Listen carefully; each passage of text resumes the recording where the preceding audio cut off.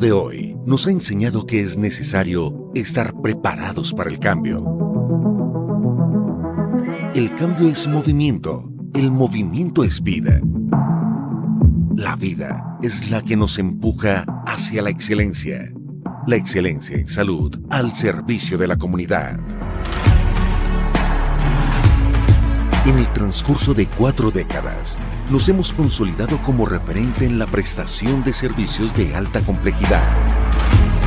Para alcanzar nuestras metas, sustentamos nuestro trabajo en 4 pilares: la excelencia en la atención, la docencia, la investigación e innovación y la responsabilidad social.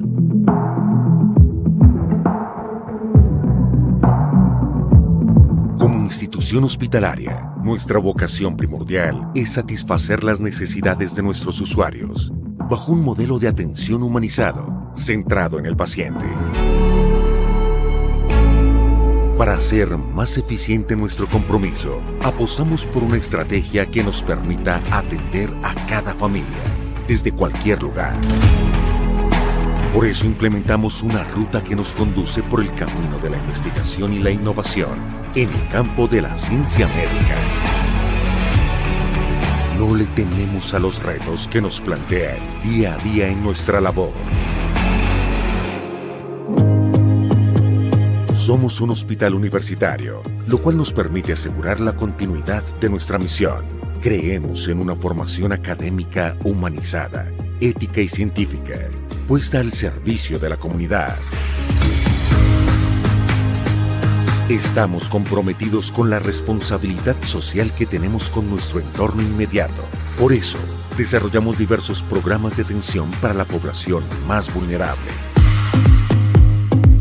Nuestra permanente búsqueda de la excelencia nos ha llevado a romper barreras en campos muy prometedores: la telemedicina y la atención a pacientes internacionales.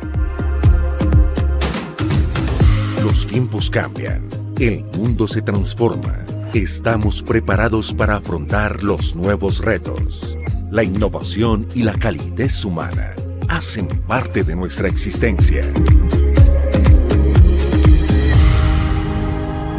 Fundación Valle del Lili. Excelencia en salud, al servicio de la comunidad.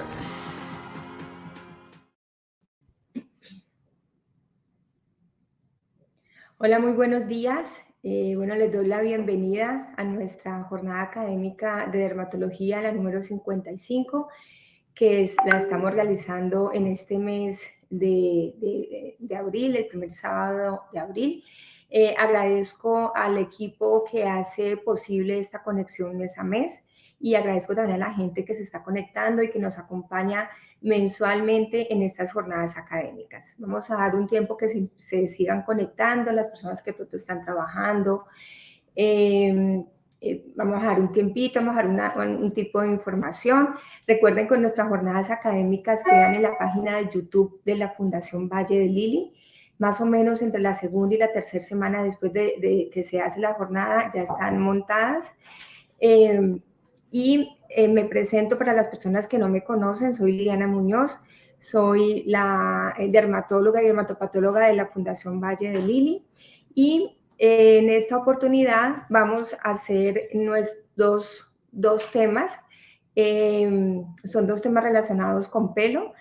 Vamos a tener un primer tema que es alopecias cicatrizales primarias, correlación tricoscópica e histopatológica, a cargo del doctor Nelson Romero, residente de dermatología de la Universidad ICESI, que está con nosotros en la fundación, y la doctora Yaisa Díaz, que es dermatóloga docente de la Universidad ICESI. Nuestro segundo tema, que también tiene que ver con pelo, esta es una sesión tricológica, es alopecia androgenética, una entidad a considerar en niños y adolescentes, a cargo del doctor Álvaro Javier Valderrama, residente de dermatología de la Universidad Libre. Y como docente invitada está la doctora Adriana Wagner, docente de la Universidad Libre. Mes a mes nos acompañan el doctor Chalela y el doctor Falabella. Desafortunadamente, hoy en esta oportunidad, pues no van a estar con nosotros. Se les cruzó con otros compromisos que tenían. Los esperamos nuevamente en el mes de mayo, en nuestra jornada número 56. ¿Qué más les cuento? Recordemos que nuestras jornadas se realizan el primer sábado de cada mes. En ocasiones se hace el segundo por cuestión de algún otro evento académico, entonces se pasa, pero casi siempre es el primer sábado de cada mes. Es una actividad que se realiza a cargo de los residentes de dermatología de la Universidad Libre y de la Universidad ICESI. Recordemos que después de cada conferencia, de cada presentación, hay un espacio para preguntas, para inquietudes, dudas a través del chat. Ustedes las ponen en el chat y se las hacemos llegar a los conferencistas. A manera de información, les comento que la próxima jornada académica es en el 6 de mayo, que corresponde al primer sábado de cada mes. Bueno, esperemos que ya varias personas se hayan conectado, que nos estén acompañando, y vamos a dar la bienvenida al doctor Nelson Romero, residente de dermatología de la Universidad ICESI, con el tema alopecias cicatrizales primarias, correlación tricoscópica e histopatológica. Bienvenido, doctor. Buenos días, doctora, ¿cómo ha estado?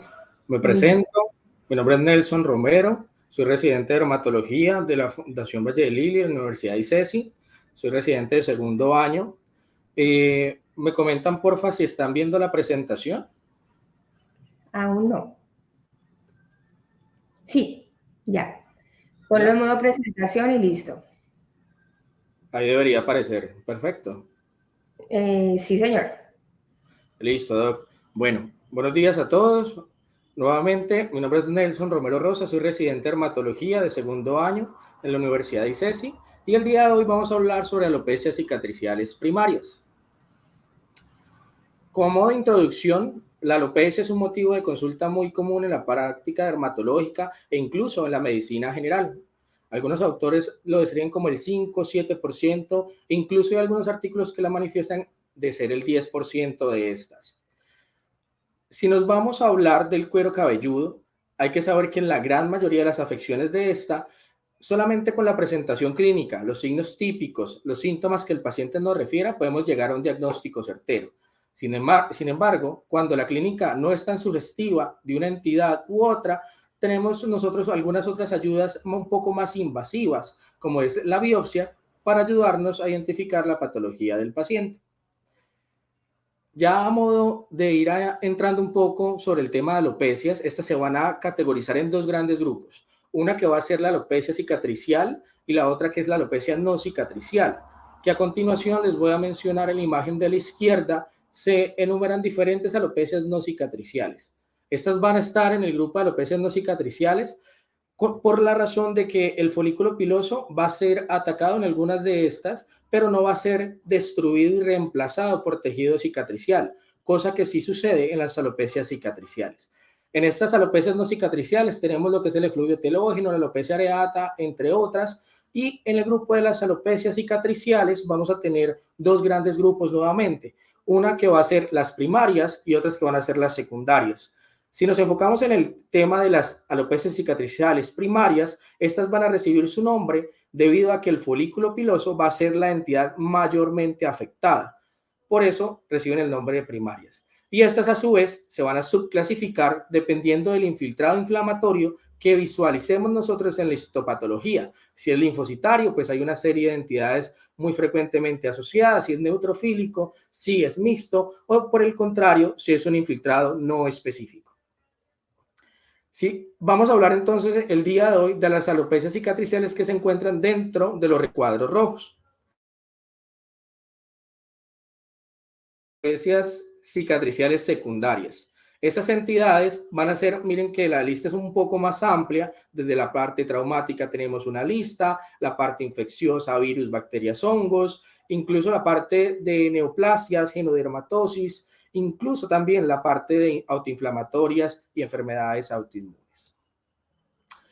Ahora bien, para entrar un poco a hablar sobre el tema de las alopecias cicatriciales primarias, una de estas entidades viene a ser el lupus discoide. esta es la manifestación cutánea más frecuente de los lupus cutáneos crónicos, y algo muy interesante con esta entidad lupus discoide es que el 30 al 50% de los casos van a tener una manifestación en cuero cabelludo. Algo también muy interesante es que aproximadamente un tercio de los pacientes de lupus discoide únicamente se van a presentar con manifestación en cuero cabelludo. Entonces acá empieza a tomar relevancia el tema de alopecia cicatriciales cuando hablamos de esta entidad. Frecuentemente se afectan lo que son las mujeres entre los 20 a 40 años de edad, y clínicamente se va a observar de esta manera: múltiples pápulas eritematoviolaceas que van a estar agrupadas formando una placa numular o circular. Esta es la clínica típica. Sin embargo, hay una presentación que puede ser ya una placa un poco más irregular, con esas mismas lesiones que les describí, hiperqueratóxica. Puede o no estar asociada a síntomas como prurito, ardor o dolor, o los pacientes pueden ser completamente asintomáticos. Estas son diferentes espectros de la enfermedad en donde podemos visualizar esa configuración numular típica de la afección en este paciente. Miren, una configuración un poco más agrupada de esas lesiones formando una lesión tipo placa hiperqueratóxica en su superficie. Acá ya esa configuración numular ya se deja a un lado y vemos más que todo pápulas inflamatorias. Sí se ve sobre una base o una lesión alopécica irregular. Y miren, esto es un poco ya tornando a una fase un poco más avanzada, pero si distinguimos un poco o enfocamos mejor, podemos visualizar leve eritema sobre la superficie de esta lesión. Vemos múltiples pápulas en una área alopécica irregular, y miren la ausencia o la disminución de la densidad folicular en esta lesión, de la densidad del cabello también. ¿Qué sucede en etapas avanzadas? Ya la parte inflamatoria va a cobrar un segundo plano, y vamos a ver acá es más que todo una piel atrófica, una piel hipopigmentada en su centro e hiperpigmentada en la periferia. La piel va a ser un poco más delgada, pálida, y en algunas situaciones un poco más avanzadas se puede no es fácilmente distinguible la palabra o la frase de otras alopecias cicatriciales avanzadas. Entonces, idealmente uno coger a los pacientes tempranamente para orientar o no hacia una entidad, porque cuando ya la cogemos muy avanzado, múltiples entidades van a generar esas mismas manifestaciones. Esta es otra manifestación clínica. Me pareció muy interesante porque es una placa alopécica longitudinal que viene desde el vértex hasta la parte más frontal y transcurre de manera longitudinal. Y un diagnóstico diferencial en estos casos viene haciendo lo que es la morfea en golpe de sable. Entonces, para que lo tengamos presente, muy interesante. Y ahora metámonos sobre los hallazgos tricoscópicos. ¿Qué vamos a ver nosotros en lesiones activas e inactivas o etapas más avanzadas? E iniciamos con la fase activa. Clínicamente, miremos estas dos lesiones y es evidente dos cosas. Una, la disminución de la densidad del cabello. Otra, que van a haber múltiples, como podemos ver acá, osteofoliculares con un pelo terminal único. Y podemos ver también en algunos casos cabellos rotos. A la tricoscopía también lo podemos corroborar, aunque clínicamente también podemos visualizar esto. Esta es una foto tricoscópica de una lesión de un paciente con lupus discoide, en donde visualizamos la densidad reducida del cabello, los osteofoliculares con un pelo terminal único en su superficie, algunos vasos arboriformes, y hay muchas más estructuras acá que no estamos visualizando, pero que a lo largo de la charla, la idea es que fijemos ese conocimiento y logremos identificarlas. Entonces, ahora hablemos sobre los puntos amarillos de gran tamaño. Miren estos de acá, que son los que más se visualizan en esta imagen. Acá también hay otros, pero son muy difícilmente identificables. Los que más se visualizan son estos dos. Y la característica de estos puntos amarillos de gran tamaño es que su distribución es irregular. Miren, no es homogénea.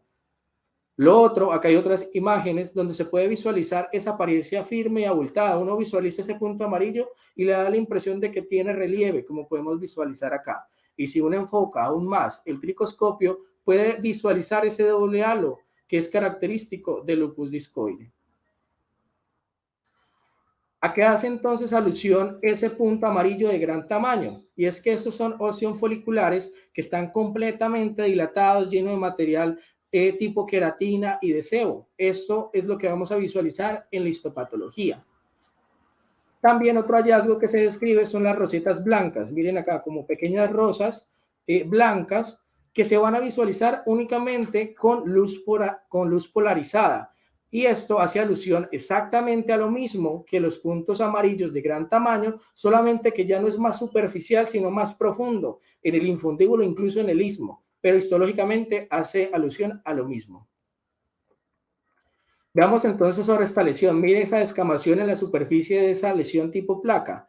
En la tricoscopía vamos a visualizar exactamente lo mismo, una hiperkeratosis interfolicular y perifolicular, que si evaluamos eso, la tricoscopía, y evaluamos también la histopatología de esas lesiones, va a ser compatible con una hiperkeratosis perifolicular e interfolicular. Acá se evidencian otros hallazgos de lupus discoide que vamos a ir abordando a lo largo de la charla, entonces no me voy a detener en ellos.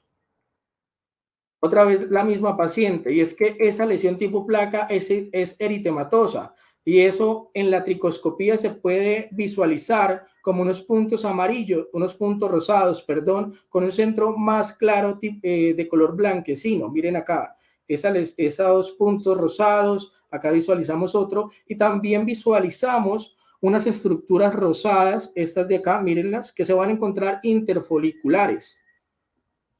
Esta es otra imagen de un paciente con lupus discoide. Miren los puntos rosados a nivel folicular y un área ya más eritematosa clara en las áreas interfoliculares.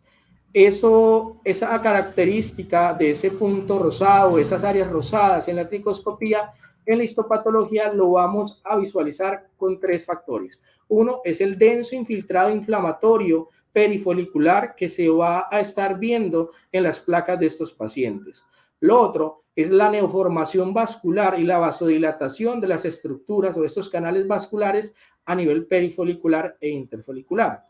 Y también la presencia de múltiples glóbulos rojos extravasados a nivel perifolicular. Esos 3 hallazgos van a generarme ese hallazgo tricoscópico de puntos rosados y áreas rosadas interfoliculares. También esa estructura tipo placa eritematosa va a ser contribuida por unos vasos que van a ser dilatados de gran tamaño, y en la tricoscopia vamos a visualizar eso. Entonces vamos a ver telangiectasias de gran tamaño, que en la imagen de acá lo podemos visualizar, una de gran tamaño y una de pequeño tamaño, y en el centro un tallo de pelo terminal. ¿Por qué le muestro esta imagen? Y es que hay una memotecnia que es: visualicemos el pelo terminal y con él comparemos el grosor de esa telangiectasia. Si la telangiectasia tiene un grosor mayor al del pelo terminal, eso es una telangiectasia de un gran grosor. Por el contrario, si el diámetro de esta es menor a la del pelo terminal, es una telangiectasia de un grosor mucho menor o de pequeño grosor. Entonces, y esto es debido a que el tallo del pelo oscila entre 55 y 100 micrómetros, y esto va a ser compatible con la definición de grande vaso o de menor vaso. ¿Listo? Entonces acá en la tricoscopía visualizamos telangiectasias de un gran grosor, acá en esta es mucho más evidente, y esto es muy característico, estos vasos tipo telangiectasia de gran grosor en la histopatología, en la tricoscopia de lesiones tempranas. Y la histopatología va a ser compatible exactamente con unos vasos de gran tamaño irregulares que van a estar localizados en piel, tanto perifolicular o interfolicular. Otro hallazgo que se describe con frecuencia es esa decoloración dispersa, decoloración marrón en el área afectada. Entonces ustedes visualizan esta foto de acá y miren esa coloración marrón como si el fondo fuera sucio. Esa es una foto un poco más de cerca y visualicen esos punticos de color marrón o esas áreas de marrón disperso que se pueden visualizar. Otro hallazgo es el pigmento gris azulado, como podemos visualizar en esta imagen a nivel perifolicular e interfolicular. Ese gris azulado y esa decoloración dispersa tipo marrón en la histopatología va a corresponder con caída de pigmento y melanófagos en la dermis interfolicular, como sucede en este caso, o también perifolicular, como es el caso de esta imagen de acá. Miren toda esta caída de pigmento y melanófagos. Ya hablamos de los hallazgos de las lesiones tempranas, ahora vámonos para los hallazgos de lesiones más tardías. Y acá vamos a obtener también o visualizar puntos amarillos, pero las características van a cambiar. Ya no son puntos amarillos firmes, sino puntos amarillos planos, como visualizamos acá, no se nota el relieve y el color empieza a ser mucho más pálido. Y algo muy característico es esta telangiectasia que puede verse en la superficie de todos los puntos amarillos, que algunos autores lo han descrito como una telangiectasia arboriforme en la, tipo araña en la superficie de los puntos amarillos, muy característico perdón, de lesiones avanzadas. ¿A qué hace correlación histopatológicamente este hallazgo? Y es que a medida que avanza la enfermedad, el folículo piloso cada vez se va a ir disminuyendo su tamaño, cada vez más. Entonces, como disminuye su tamaño, no hay una gran cantidad de queratina y sebo que éste pueda acumular. Entonces, por eso ya no tiene esa apariencia abultada, sino que ya una coloración un poco más pálida y plana. Y es debido a esa involución que está teniendo el folículo debido a ese intenso infiltrado inflamatorio de la enfermedad. También podemos evidenciar que acá las telangiectasias empiezan a disminuir su grosor, ya no son gruesas, sino más bien delgadas o del mismo grosor del tallo de pelo terminal. También otro hallazgo, visualicen esta área de acá. Entonces miren que acá hay una piel perifolicular, pero a través de esta podemos visualizar una parte del pelo terminal que se encuentra dentro de la piel y es debido a la atrofia. Y esa misma atrofia también nos permite ver toda esa neoformación vascular que está sucediendo en la dermis adyacente. También la pérdida de las aberturas foliculares se van a evidenciar en este aspecto mucho mayor comparado con las etapas tempranas. Otros hallazgos histopatológicos es el engrosamiento de la membrana basal. Identifiquemos entonces en esta foto la membrana basal, que es toda esta lámina o esta línea continua eosinofílica gruesa que se ve en este paciente, que en la imagen de al lado es mucho más evidente y mucho más gruesa. Otro hallazgo es la vacuolización basal. Miren todos estos queratinocitos. Todo esto es vacuolización basal, y podemos visualizar acá también queratinocitos disqueratóticos. Miren esos queratinocitos con un citoplasma más eosinofílico, un núcleo más basofílico. Miren cómo todos estos queratinocitos vienen a ser queratinocitos disqueratóticos. Hallazgo también muy frecuente de lo que es el lupus discoide en la histopatología de esta entidad. Visualicemos acá ahora el intenso infiltrado inflamatorio tipo linfocitario que está sucediendo en la piel de nuestro paciente, tanto perivascular como perifolicular. Y observen esta tinción de acá, esta coloración azulada en esta área de dermis reticular inferior, que si hacemos un enfoque se puede visualizar mucho mejor. Miren este acercamiento. Todo esto es mucina en dermis, que se puede visualizar mejor con la tinción de Ancien Blue. Ya hablamos de las manifestaciones clínicas, de la tricoscopía y de la histopatología del lupus discoide a nivel de cuero cabelludo. Ahora entremos a hablar del líquen plano pilar. Y es que esta también es una alopecia cicatricial linfocítica, es una de las más frecuentes cuando hablamos de alopecias cicatriciales primarias. Los datos epidemiológicos van a ser limitados, sin embargo, con la información que contamos actualmente, los más frecuentemente afectadas van a ser las mujeres entre 40 a 60 años. Muy frecuentemente sintomática asociada a prurito, ardor y dolor. Y en la paciente vamos a visualizar dos situaciones, podemos ver. Una en donde podemos ver pápulas inflamatorias foliculares en un área específica del cuero cabelludo, como podemos ver acá. O simplemente una placa irregular, puede ser alopésica, algunos pelos terminales no están creciendo acá, pero solamente con eritema y leve descamación.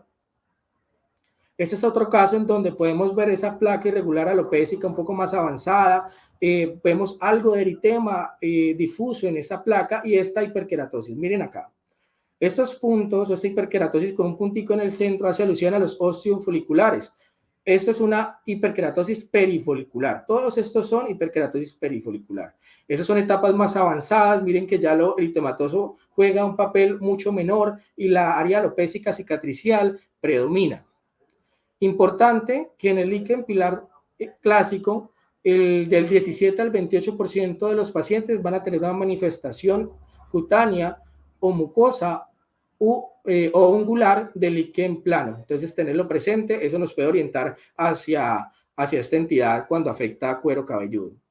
Antes de continuar, quería recordarles que el líquen plano pilar tiene como tres subclasificaciones. Una que es el clásico, que es el de la que estamos hablando, otra que es la alopecia frontal fibrosante y el otro que es el síndrome de Little-Graham-Picardi. ¿Listo? Este que estamos hablando es el líquen plano pilar clásico. Hay pacientes en donde las manifestaciones pueden ser múltiples lesiones tipo placa alopécica de un crecimiento centrífugo, ¿cierto? Cada vez estas se van a ampliar y pueden estas unirse con lesiones adyacentes y formar un patrón reticulado. Estas afecciones del tipo líquen plano pilar clásico en cuero cabelludo pueden llegar a ser muy severas y frecuentemente van a afectar el vértex y la región parietal. ¿Listo? Entonces pueden ser leves, incluso llegar a ser muy severas sin el tratamiento adecuado. Sucede lo mismo que con el lupus discoide. Vamos a tener lesiones activas, lesiones inactivas y unos hallazgos para cada una de estas. Vamos a hablar entonces para las lesiones activas del líquen plano pilar. Miren esta lesión.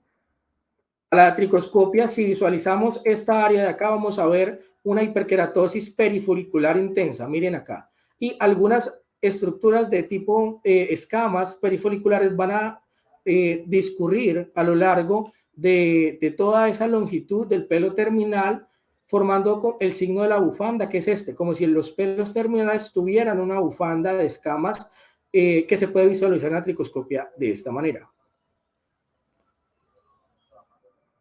Histopatológicamente hace alusión a la hiperkeratosis perifolicular intensa que están sucediendo en esta entidad, como visualizamos acá. También esta hiperkeratosis perifolicular que genera ese signo de la bufanda puede despegarse de la piel del cuero cabelludo adyacente y como el pelo terminal continúa creciendo, esta va a quedarse adherida a él. Entonces va a generar ese signo que se conoce como moldes de cabello, que son los que estamos visualizando acá y acá, que también se pueden presentar con frecuencia en líquen plano pilar y que los esquematicé en esta imagen para que les quedara mucho más fácil la correlación. La misma imagen, pero ahorita vamos a hablar sobre esas áreas violáceas que se van a encontrar dispersas en la placa. Estas áreas violáceas perifoliculares que en esta imagen se van a visualizar mucho más fácil, una coloración violácea mucho más intensa, de gran tamaño, irregular, de bordes irregulares como les menciono, también se puede presentar en líquen plano pilar.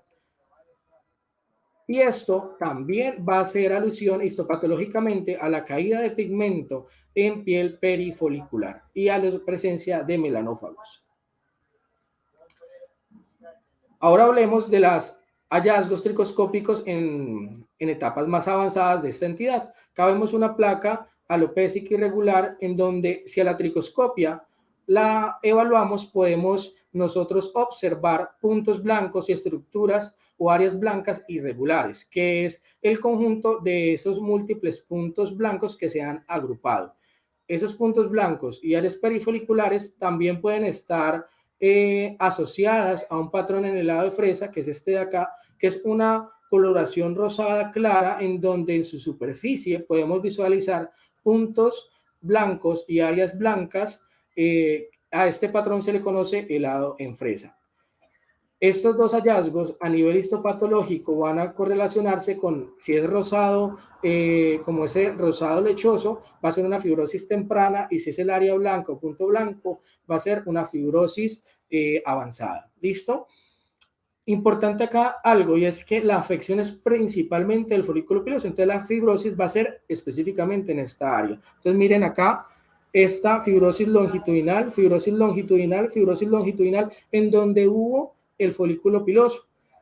Importante que las áreas interfoliculares de piel no van a ver muchos cambios, miren, no se van a ver afectadas, principalmente son las áreas perifoliculares donde va a haber esa fibrosis longitudinal. Ya no nos centremos entonces en esa coloración violácea, miremos este hallazgo de acá. Miren que acá diera la impresión que múltiples pelos terminales estaban saliendo, del mismo ostión folicular. Histopatológicamente no es eso lo que corresponde a este hallazgo. ¿Qué sucede? Y es que por esa fibrosis que hay, van a juntarse folículos pilosos adyacentes. Entonces se fusionan este folículo piloso con este que se encontraba adyacente a este, cada uno con su pelo terminal único, y cuando emergen a la tricoscopia estamos visualizando esto. Pero no es un mismo folículo piloso con múltiples pelos terminales, sino más bien múltiples folículos pilosos que van a estar unidos con su pelo terminal único, ¿vale? Generalmente, acá viene la pregunta, bueno, ¿cuántos pelos terminales o cuántos folículos yo me permito para orientar hacia el líquen plano pilar? Se ha discutido y es que lo máximo es 3, hay autores que lo recomiendan como 4 máximos folículos pilosos unidos, pero la gran parte de la literatura hace alusión a máximo 3 folículos pilosos unidos. Acá visualizamos 2 de estos, algo más de cerca para que lo podamos visualizar. Miren, este es folículo piloso, otro folículo piloso que se encuentran unidos, y también podemos visualizar acá algunos queratinocitos apoptóticos en su periferia.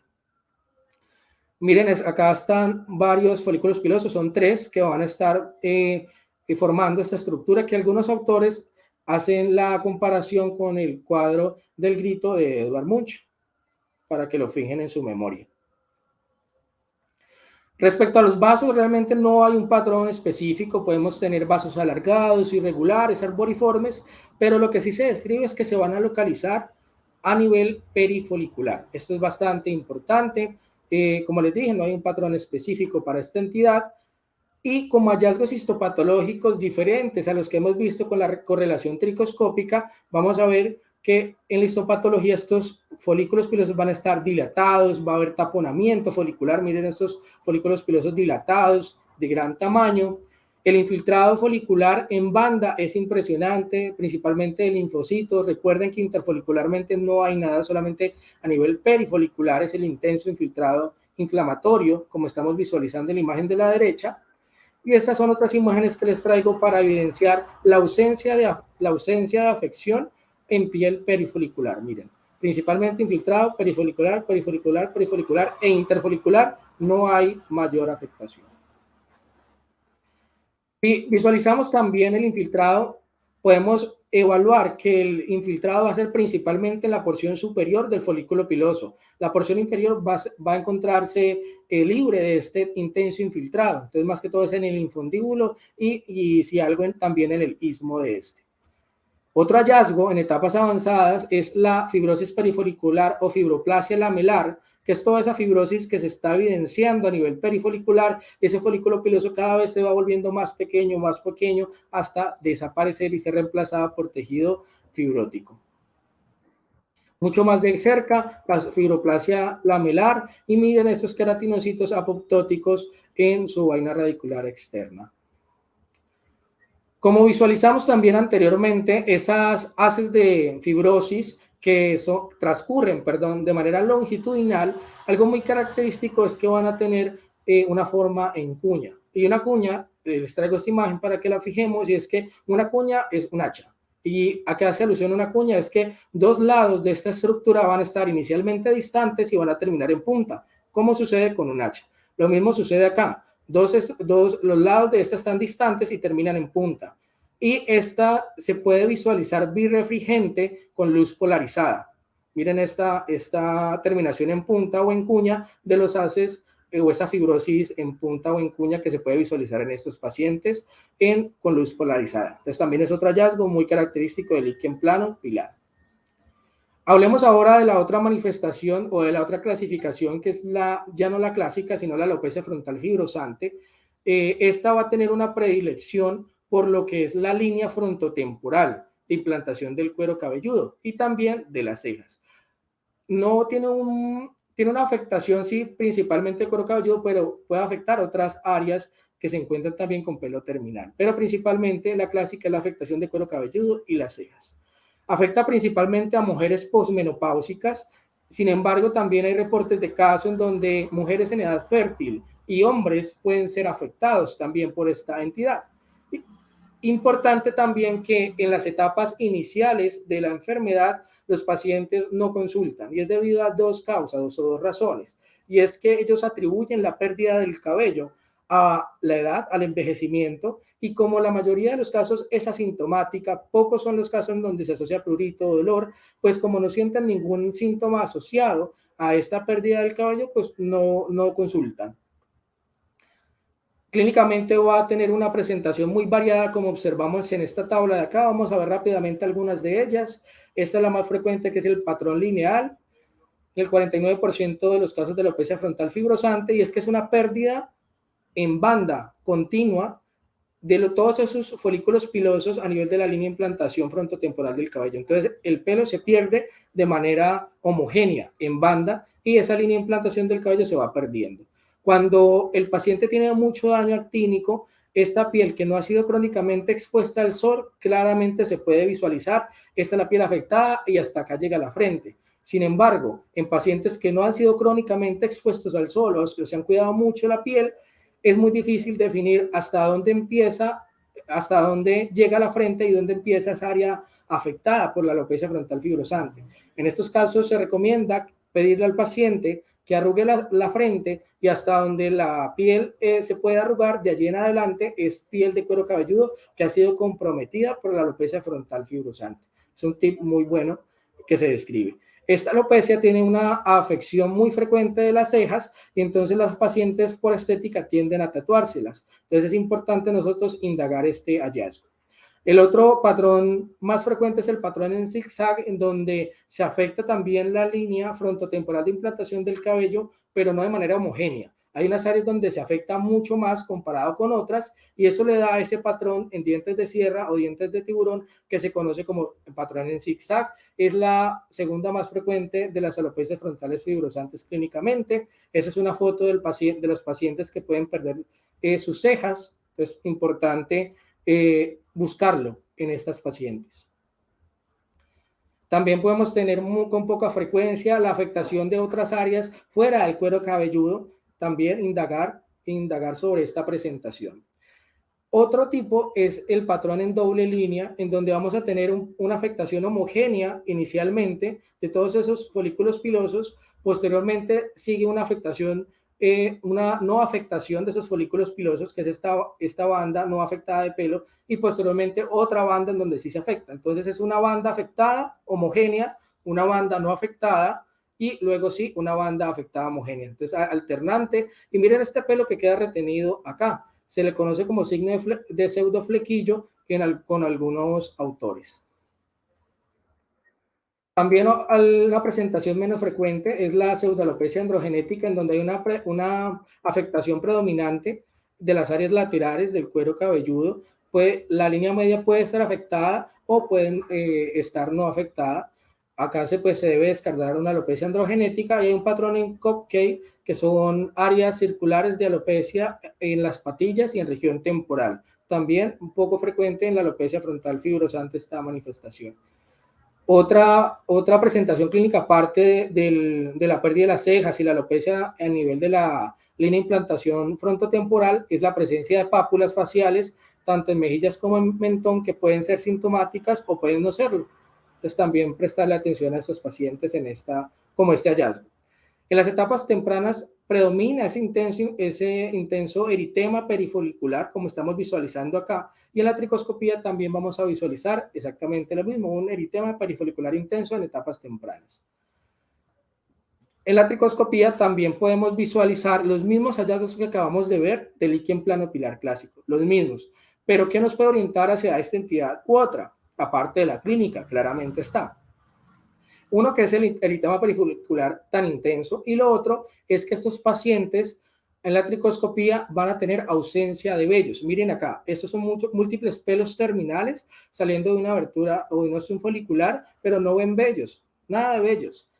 Para que visualicemos los vellos son estos pequeños de acá, son de menor tamaño, de menor grosor, menor coloración y estos no los estamos visualizando acá. Esto es muy característico de la alopecia frontal fibrosante, la ausencia de vellos. También podemos hacer tricoscopia a las cejas y cuando un paciente tiene alopecia frontal fibrosante en las cejas podemos visualizar esos pelos terminales con múltiples direcciones. Miren, este tiene la dirección hacia la izquierda, esta una dirección más oblicua. Miren que múltiples pelos terminales tienen múltiples direcciones, no todos están orientados a una misma dirección. Más adelante vamos a ver por qué es esto. Esto también es característico de la alopecia frontal fibrosante y los cambios en las cejas pueden ser los primeros o pueden acompañar la afección concomitante de la alopecia frontal fibrosante o verse en etapas ya tardías de la afección. También, si visualizamos las cejas, podemos observar en etapas tempranas puntos rosados, como un hallazgo en estos pacientes. Si son etapas más avanzadas, esos puntos rosados se van a reemplazar con puntos grisáceos en las cejas, como visualizamos en esta imagen de acá. Histopatológicamente el líquen plano pilar y lo que es la alopecia frontal fibrosante son iguales. Eso no hay un consenso que los diferencie, son iguales. Sin embargo, hay estudios que quieren o que han estudiado qué hallazgos se presentan más en uno o en el otro, y esos son los que les traigo a continuación. En la alopecia frontal fibrosante, la apoptosis folicular es mucho más pronunciada. Miren esos queratinocitos apoptóticos, es mucho más frecuente y con más cantidad, encontrarlo en la alopecia frontal fibrosante. Y también esta hendidura entre el epitelio folicular y las zonas de fibrosis. También es más frecuente encontrarlo en estos pacientes. También, como los vellos se ven afectados, no es de extrañarlos que a nivel histopatológico veamos afección de los vellos por ese intenso infiltrado que está afectando a nuestro paciente. Entonces, afecta pelos terminales y también los vellos. Más fotos de la afectación de vellos. Y también acá, a diferencia del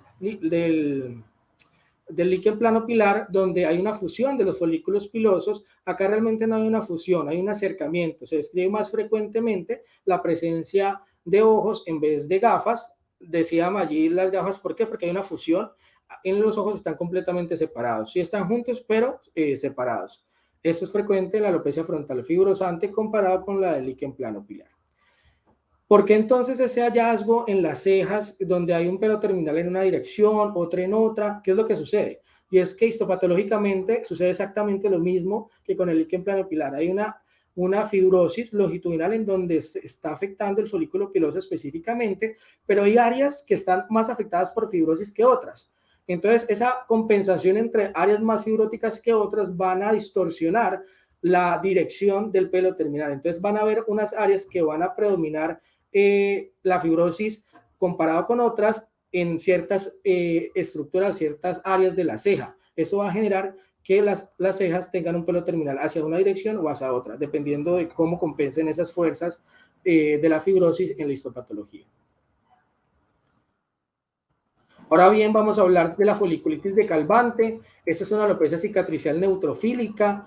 También los datos epidemiológicos son muy limitados. Sin embargo, acá sucede algo muy interesante. Es que ya las mujeres no son las más frecuentes, sino que empieza a suceder más frecuente en los hombres. Incluso una relación de 6.5 a 1. ¿Y qué es lo que sucede en esta entidad? La fisiopatología, la hipótesis que se tiene hasta el momento es que hay unos superantígenos de Staphylococcus aureus que van a desencadenar una respuesta inflamatoria exagerada hacia los folículos pilosos, generando una destrucción de estos. Sin embargo, hay pacientes que no se identifican estos superantígenos, entonces, ¿qué esperan en los próximos años? ¿Cómo evoluciona el entendimiento de esta entidad? Clínicamente, ¿cómo lo vamos a visualizar? Miren que en un área específica del cuero cabelludo podemos observar múltiples pápulas, pústulas, pápulas inflamatorias con pústulas asociadas que pueden estar asociadas a prurito o dolor o ser completamente asintomáticas en nuestros pacientes, afectando frecuentemente lo que es el vértex y el área occipital. Puede o no estar asociada a erosiones o costras en nuestros pacientes. Esta es una lesión un poco más avanzada. Mire esta área irregular de alopecia, múltiples costras hemáticas, múltiples costras también purulentas, y miren que allí ya empiezan a ver algunos pelos en penacho, que es parecido a lo que vimos en el líquen plano pilar, que son esos pelos que van a estar como agrupados, pero acá ya están muchos pelos agrupados, que se van a conocer más adelante como pelos en penacho, que lo vamos a ver. Sucede tricoscópicamente lo mismo. Hay hallazgos para lesiones activas y lesiones inactivas también van a tener sus hallazgos. Miremos esta imagen. Miren estos pelos en penacho, que es mucho más severo, muchos más pelos terminales juntos comparado con líquen plano pilar, que son máximas hasta 3, 4. Entonces, esto a la tricoscopía se va a describir como pelos en penacho, que son múltiples pelos terminales saliendo aparentemente, entre comillas, de un mismo ostium folicular. Esta es otra foto tricoscópica de lo que vamos a visualizar en estos pacientes. Histopatológicamente, ¿qué es lo que sucede? No es un mismo ostium folicular, son muchos ostium foliculares con su pelo terminal asociado que van a estar unidos debido a esa intensa fibrosis que está generando la enfermedad en nuestro paciente. La misma imagen, pero ya no nos centremos en los pelos en penacho, sino que ahora observemos que en los pelos en penacho la piel adyacente puede o no tenerla, este signo que se conoce como estallido de estrellas o Starbucks, que es esa fibrosis. Se juntaron múltiples folículos pilosos y eso generó unos pliegues en la piel adyacente, secundario a fibrosis y secundario a una hiperplasia epidérmica, que es lo que estamos viendo acá. Eso son esos pliegues que estamos viendo en la tricoscopía de nuestro paciente. También podemos visualizar, al igual que el líquido en plano pilar, la hiperkeratosis perifolicular y el signo de la bufanda. Sin embargo, acá la coloración es la que nos monta la parada. Acá la coloración es más amarilla porque es una dermatosis neutrofílica en donde la alopecia va a ser purulenta. Entonces, esta es una coloración amarillenta. Las pústulas también las podemos visualizar nosotros en la tricoscopía. Entonces, las catalogan o las clasifican en 3 etapas. Si es una área perifolicular amarillenta sin relieve, es etapa 1. Si empieza a tener un poco más relieve, etapa 2, y puede estar asociada a algo de hemorragia. Y si está llena de hemorragia, esa pústula se conoce como etapa 3. Acá otra imagen donde vemos ese signo de Starbucks, esos pliegues perifoliculares que se están generando por esa fibrosis e hiperplasia epidérmica, y visualicen esta estructura de acá, esta área lechosa, rosada lechosa, que hace alusión, como hemos hablado, a una fibrosis temprana. Los vasos que se describen en esta foliculitis de Calvante son vasos alargados en forma de bucle, tanto perifolicular como interfolicular. Esta imagen reúne múltiples hallazgos. Vemos los pelos en penacho, vemos también áreas rosadas lechosas, una pústula perifolicular, una hiperkeratosis perifolicular con una coloración amarillenta y también áreas color marfil que hacen alusión a fibrosis más avanzadas en nuestra paciente. Y los pliegues, ¿no? Los pliegues de piel, que es el signo de Starbucks. Vemos también el intenso infiltrado neutrofílico en la histopatología de estos pacientes. Importante acá es que en etapas avanzadas, ya como hay una destrucción muy severa del folículo piloso, podemos visualizar ya no el folículo piloso, sino los vestigios de este. ¿Listo? Entonces comparemos esto a un folículo piloso que está siendo atacado, pero estos son folículos pilosos que han sido destruidos por la enfermedad. Ahora hablemos de la celulitis disecante del cuero cabelludo. La celulitis disecante del cuero cabelludo también es una alopecia cicatricial neutrofílica, es poco frecuente, también va a afectar a los hombres, pero tiene una predisposición por los hombres afroamericanos jóvenes. Clínicamente, ¿cómo la vamos a visualizar nosotros en el paciente? Esta es una etapa avanzada, pero es debido a una hiperkeratosis folicular que llevó a una inflamación local que puede estar o no asociada a sobreinfección bacteriana. Pero entonces esa hiperkeratosis folicular llevó a una oclusión folicular, la presencia de pústulas y nódulos y finalmente abscesos con tractos sinusoidales, como estamos viendo en este paciente. Como la fisiopatología de esta entidad es una oclusión folicular, no es de extrañar que otras entidades que tengan que ver con oclusión folicular, como hidradenitis supurativa, acné conglobata o quiste pilonidal, se encuentran en nuestro paciente. Entonces, cuando están las cuatro entidades, se conoce como tetrada de oclusión folicular. Cuando están 3, es decir, cuando se quita el quiste pilonidal, se conoce como tetrada de oclusión folicular. A continuación vemos también esas múltiples manifestaciones de celulitis disecante del cuero cabelludo, principalmente afectando lo que es el vértex y la región occipital de nuestros pacientes. Vemos acá pues en las imágenes que es como un espectro clínico muy variado, pero es una alopecia cicatricial muy, muy importante y muy severa para los pacientes. Generalmente uno lo ve y uno dice, pucha, este paciente debe estar lleno de síntomas sistémicos, una respuesta inflamatoria sistémica elevada, pero realmente los síntomas en estos pacientes están ausentes. Se ha descrito que puede estar asociado o no la presencia de mialgias, pero los demás síntomas totalmente ausentes. Y les preocupa más si están asintomáticos, porque la gran mayoría son asintomáticos de estas lesiones, es la secreción purulenta y la intensa secreción que puedan tener estas lesiones. Como hallazgos tricoscópicos, vamos a describirlos a continuación. Algo muy característico son estos puntos amarillos en 3D con signo en bomba de jabón. Entonces, miren, este es un punto amarillo, hay un punto negro en la superficie de esta y hay como una superficie lineal, circular alrededor de este, como si fuera una bomba de jabón colocada dentro de este. Miren, acá también una bomba de jabón, un punto amarillo y un puntico negro acá. Esto es muy característico de celulitis disecante del cuero cabelludo. Puede estar el punto amarillo asociado con un punto negro, que vamos a ver más adelante a qué hace alusión, pero ese punto amarillo es un infundíbulo folicular dilatado, lleno de sebo y queratina.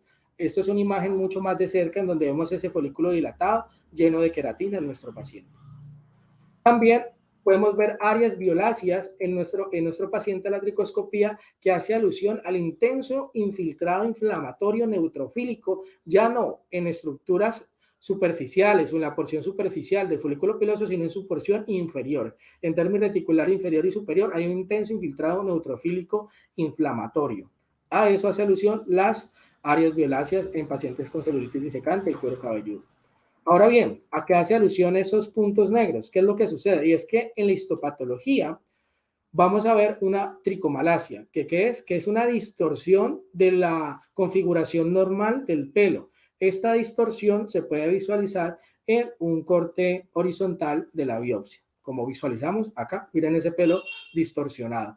Se conoce como tricomalacia y a eso hace alusión los puntos negros en la celulitis disecante.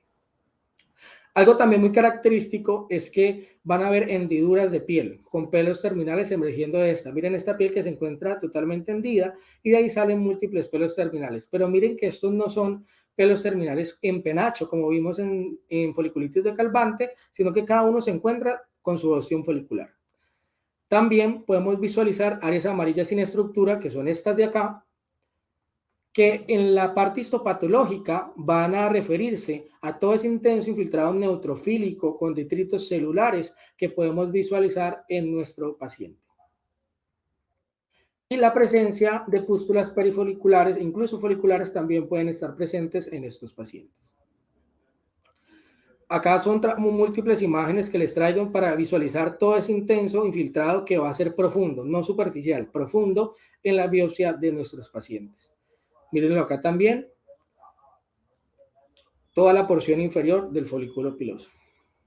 Como conclusiones, entonces, ¿qué nos llevamos? Y es que la presencia simultánea de grandes puntos amarillos, vasos arboriformes gruesos, áreas dispersas de color marrón, es un patrón característico del lupus discoide. Para hablar ahora de lo que es el líquen planopilar, al observar cilindros peripilares, mechones de cabello menos de 4 pelos terminales, y áreas violáceas perifoliculares, se debe pensar en líquen planopilar clásico entre los diagnósticos diferenciales. También la ausencia de vellos en el área afectada, signos tricoscópicos de líquen planopilar y pelos terminales en las cejas en diferentes direcciones es característico de alopecia frontal fibrosante. Al observar pústulas foliculares, pápulas inflamadas foliculares, pelos en penacho y tunelización de los tallos del pelo, pensar en foliculitis de Calvante entre los diagnósticos de trabajo.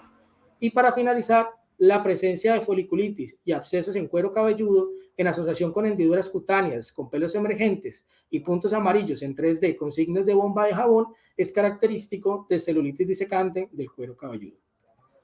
Muchísimas gracias. Quiero dar mis gracias también a la doctora Yaisa y a la doctora Liliana, que me apoyaron bastante para llevar a cabo esta exposición. Estoy pendiente de sus comentarios, de las dudas que tengan, y los comentarios van a ser muy bien recibidos. Muchísimas gracias.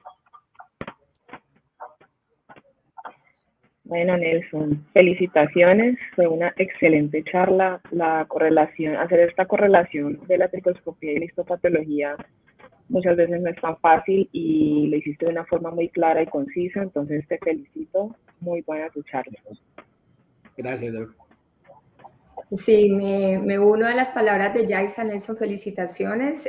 No es fácil lo que dice Yaisa y pues obviamente darle protagonismo a la parte de histopatología pues me gustó mucho porque la correlación es súper chévere y felicitaciones. De verdad que sí que no es un tema fácil de tomar y con estos dos factores de tricoscopía y histopatología pues es más difícil. Mil felicitaciones. No sé, pues como no tenemos al doctor Falabella y al doctor Chalela, ¿les parece que subamos también a la doctora Adriana y para hacer, no sé si ella está disponible en este momento? Si no estaba, ya la subieron. Sí. Adri, ¿estás por ahí? Listo. Pues tenemos a dos expertas en tricología, tricólogas, pues aprovechemos esta sesión tricológica pequeñita. pero muy chévere, ¿verdad que sí? Entonces, bueno, les doy la palabra mientras que aparecen preguntas o inquietudes, no hay todavía ninguna, parece que todo está muy claro. Entonces le vamos a dar la palabra a la doctora Yaisa y para que ustedes comenten y estamos pendientes de preguntas. Bienvenida, doctora. Bueno, pues las alopecias cicatriciales que describió Nelson, pues son las principales que uno puede encontrar en la consulta clínica diaria. Y es muy importante esta correlación que la hace entre la tricoscopía y la histopatología, porque así nos podemos guiar muy bien primero en sospecharlo, sospechar en nuestros pacientes si tienen una enfermedad u otra, y eso también nos ayuda a escoger el sitio de la biopsia, ¿sí? Porque con esto podemos identificar realmente dónde podemos estar teniendo algún cambio en la histopatología y podemos guiarnos mejor de coger ese sitio de la biopsia y podérselo mandar más dirigido al dermatopatólogo o dermatopatóloga. Y así podemos dar más fácilmente con el diagnóstico y poder hacer un diagnóstico temprano y un tratamiento temprano para el paciente. Que en estas patologías, entre más temprano se haga el tratamiento, pues mejor pronóstico van a tener. No sé si la doctora Adriana tiene algún otro comentario. No, lo que dices tú, Yaisa, muchas veces lo más importante es siempre tenerlo sospecha y estar abiertos cuando revisamos el paciente, no, porque a veces tenemos como pérdida de cabello y siempre tenemos en mente las causas más frecuentes de alopecia, que en general son las no cicatrizales. Y muchos pacientes son totalmente asintomáticos y como decía el doctor en su charla, muchos no consultan hasta que la enfermedad está muy avanzada, porque es asintomática, porque es que el cambio es muy lento, entonces nos acostumbramos a vernos la frente un poquito más amplia, y ya cuando nos comparamos fotos o alguien nos dice, mira, ¿qué te pasa? Entonces es que consultan. Entonces, estar sensibilizados, que cuando el paciente vaya a consultarnos, siempre revisemos no solo las causas más comunes, sino estar atentos a esos pequeños cambios, la pérdida del vello como primer signo de alopecia frontal fibrosante, por ejemplo, la pérdida de la ceja, el cambio en el patrón de la ceja. Y siempre revisar al paciente no solo en su cuero cabelludo, sino como él decía, que hay cambios ungueales, que hay cambios en el resto, en los folículos pilosos del resto del cuerpo. Eso me parece muy importante. Cada vez la tricoscopía nos ayuda más a los diagnósticos tempranos. Y esa correlación clínico-patológica es importantísimo y se ha hecho se ha planteado desde siempre hacer esa correlación histopatológica, qué de lo que estamos viendo aquí en superficie, a qué corresponde allá y estar siempre en la mano del dermatopatólogo. Eso es indispensable para los diagnósticos tempranos y para orientar bien a nuestros pacientes, porque ya se sabe que si empezamos un tratamiento temprano, en general, se requiere alrededor de 18 a 24 meses para poder estabilizar la enfermedad y eso hay que aclarárselo al paciente. Y con las nuevas terapias y estos tratamientos prolongados, en algunos pacientes logramos recuperar folículos pilosos. Entonces, importantísimo todo esto, la correlación clínico-patológica. Te felicito, Nelson, una excelente exposición, clara, muy didáctica. Felicitaciones. Muchas gracias, doctora. Muchísimas gracias a las dos expertas. Bueno, pues mira, esto quedó muy claro porque no hay ni una sola pregunta. El efecto de la Semana Santa también, yo creería. En todo caso, muchísimas gracias, Nelson, mil felicitaciones, espectacular la conferencia.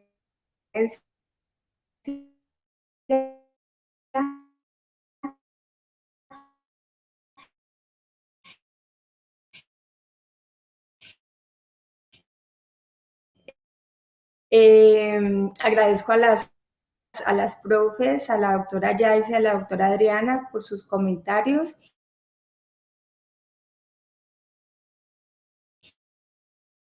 Y bueno, entonces, muchísimas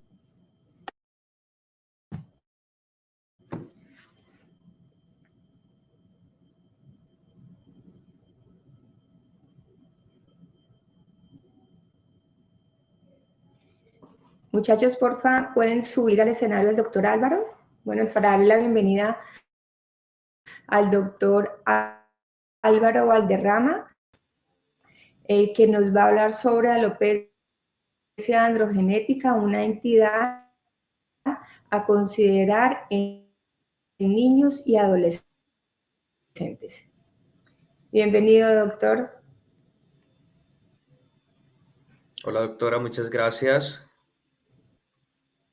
¿Sí me escuchan bien y ven mi pantalla? Si quieres. Hola. Sí, señor, y ya está en modo presentación. Muy bien, gracias. Listo, perfecto. Bueno, muy buenos días para todos. Mi nombre es Álvaro Valderrama. Yo soy médico residente de tercer año de dermatología de la Universidad Libre y les traje pues este tema que me pareció muy interesante, que es la alopecia androgenética, una entidad a considerar en niños y en adolescentes. Quiero agradecerle primero que todo a la doctora Adriana Wagner por haberme ayudado a estructurar mi exposición. Y quiero empezar diciéndoles que la alopecia androgenética pues es la forma más frecuente de pérdida de pelo en el ser humano, teniendo en cuenta tanto las alopecias cicatriciales como las no cicatriciales.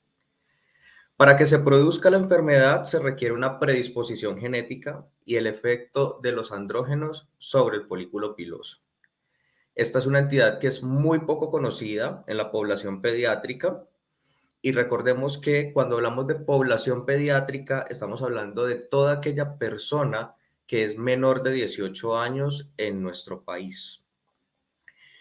Existe poco conocimiento sobre su prevalencia, sobre sus características clínicas y sobre su tratamiento, y esto se debe a que en los libros y en los últimos artículos, incluso los más actualizados, nos muestran que las alopecias más frecuentes en los niños son alopecia areata, tricotilomanía, piña capitis y efluvio telógeno, pero en ningún momento nos hablan de que existe la alopecia androgenética pediátrica. Esta es una de las entidades cuya prevalencia aumenta conforme aumenta la edad de los pacientes, al punto que el 80% de los hombres van a sufrir de alopecia androgenética en algún momento de su vida y el 40% de las mujeres va a sufrir de alopecia en algún momento de su vida. Pero en los niños no tenemos mucha información, todavía sigue siendo una incógnita.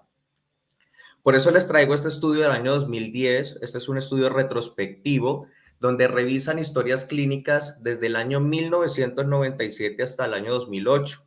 Incluyen 438 pacientes, todos aquellos menores de 19 años con algún tipo de alopecia, pero excluyen las tiñas capitis.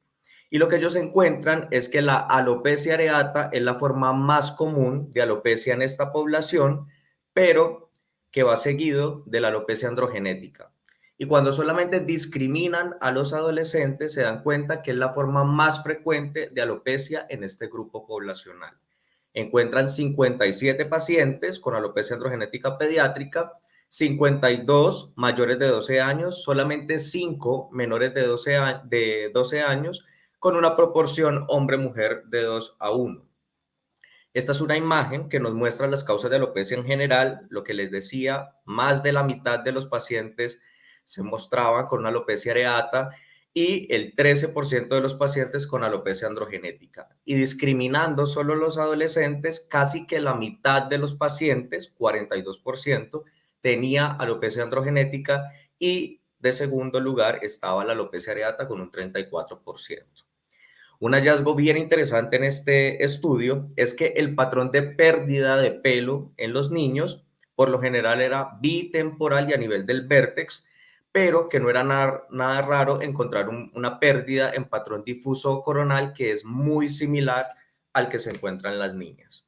A manera de conclusión, tenemos que pensar que la alopecia androgenética pediátrica no es del todo infrecuente y que existe. En ese mismo estudio del año 2010,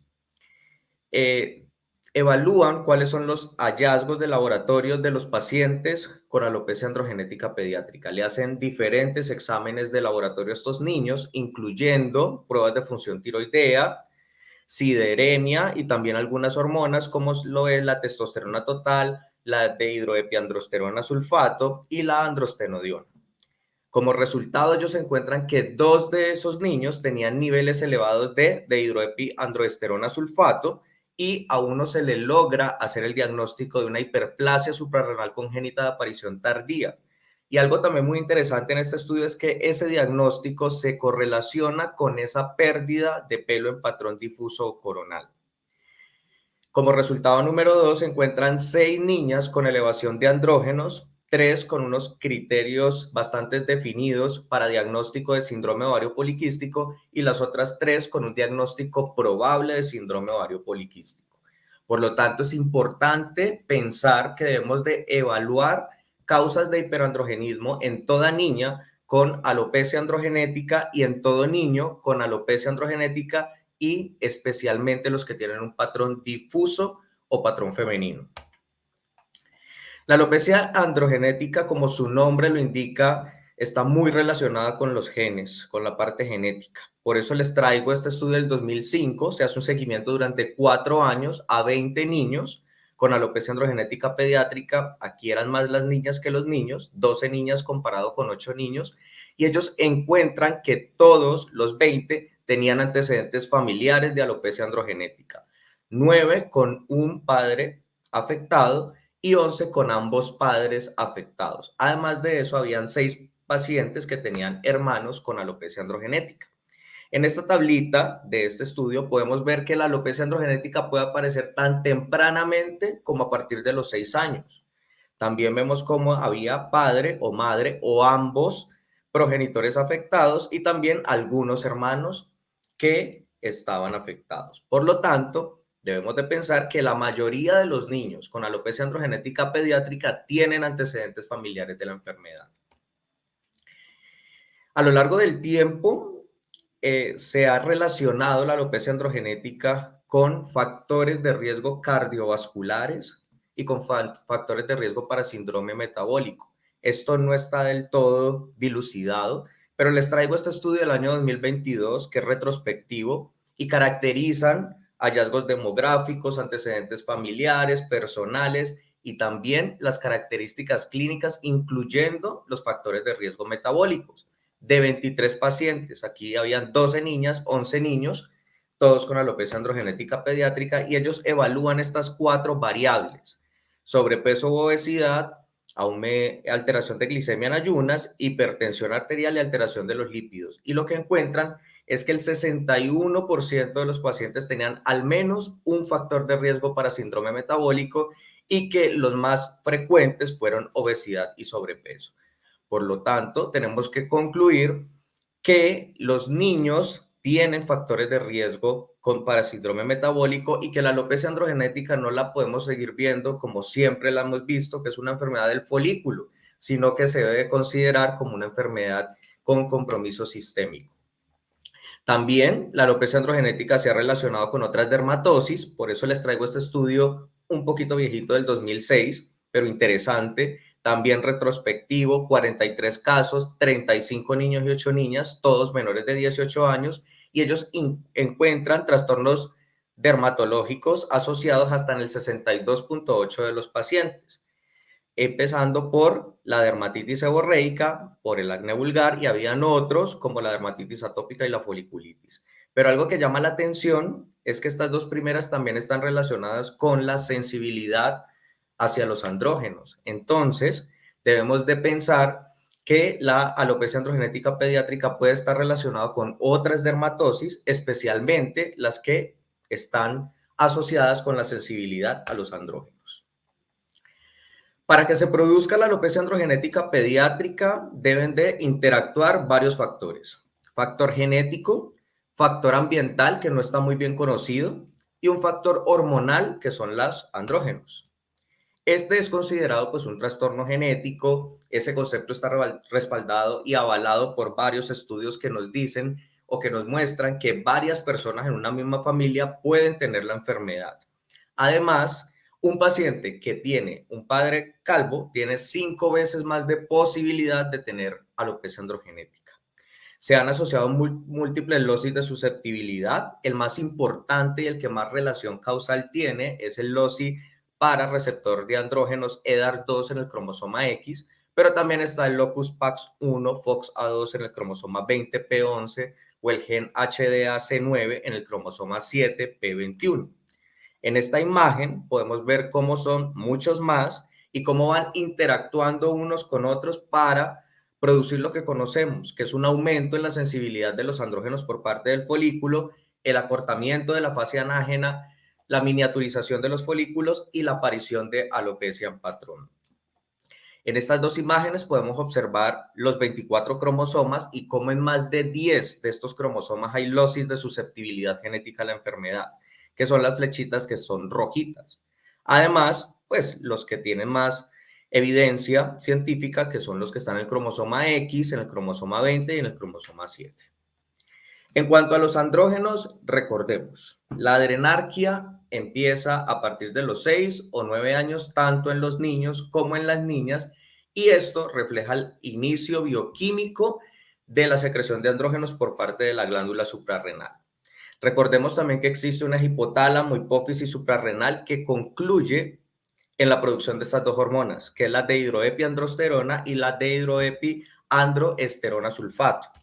Pero estas dos hormonas no tienen la capacidad de unirse y de activar los receptores de andrógenos, por lo cual requieren una conversión periférica hacia testosterona y más adelante una conversión local hacia dihidrotestosterona gracias a la 5-alfa reductasa. Esa dihidrotestosterona tiene un efecto dual, tiene un efecto estimulante sobre el folículo, especialmente de la barba, de las axilas y de los genitales, y tiene un efecto inhibitorio, sobre todo a nivel del folículo de la región frontotemporal y vértex en los hombres y también de la coronilla de las mujeres. Esto es lo que se conoce como la paradoja de los andrógenos, donde su efecto estimulante lo ejercen a partir del factor de crecimiento similar a la insulina y el factor inhibitorio lo ejercen a través del factor de crecimiento transformante beta, y así es como nosotros vemos a los pacienticos, calvos y con exceso de pelo en otras localizaciones. Para que exista alopecia androgenética, debe haber alguna alteración en cualquiera de estas dos vías. Un exceso de andrógenos séricos circundantes que, como vimos en los estudios que mostré al inicio, puede pasar en los niños con pubertad precoz, con síndrome ovario poliquístico, con hiperplasia suprarrenal congénita, pero también puede estar alterada esta vía que es la sensibilidad del folículo piloso a los andrógenos. Entonces esa testosterona se va a convertir en dihidrotestosterona, que es mucho más potente gracias a la 5-alfa reductasa que va a actuar a nivel de los receptores de andrógenos. ¿Y qué pasa? Esos receptores de andrógenos están por toda la unidad pilosebácea, en los queratinocitos epidérmicos, en los queratinocitos foliculares, en los sebocitos, en los fibroblastos dérmicos, células de la glándula sudorípara, células endoteliales, pero la más importante son las células de la papila dérmica, que es donde están, por lo general, las células madre del folículo piloso.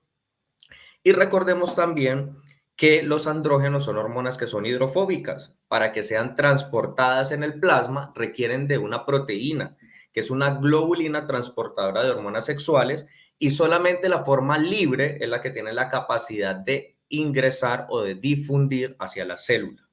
En la célula tiene diferentes receptores, unos en la membrana, que cuando se activan generan segundos mensajeros para crear respuestas rápidas. Pero también se puede ligar a receptores en el citoplasma o receptores nucleares que más adelante permiten la transcripción, traducción de nuevas proteínas, incluyendo factor de crecimiento transformante beta y factor de crecimiento similar a la insulina. En últimas, el problema que tenemos es este. Un pelo que es terminal, que es largo y que es grueso, que se implanta bien en el tejido celular subcutáneo, cuyo diámetro es mayor a 0.06 milímetros y el tallo piloso es de mayor tamaño con respecto a la vaina radicular interna, se nos convierte en un pelo miniaturizado. Un pelo delgado, un pelo corto que se implanta mucho más superficial, cuyo diámetro o grosor es menor de 0.03 milímetros y el tallito piloso es mucho más chiquito comparado con la vaina radicular interna.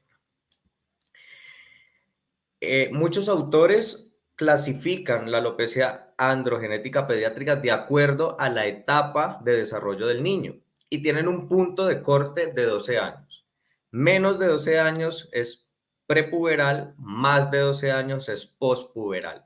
Y esta clasificación siempre debe ir acompañada de la clasificación de Tanner, que es una clasificación objetiva del desarrollo del niño.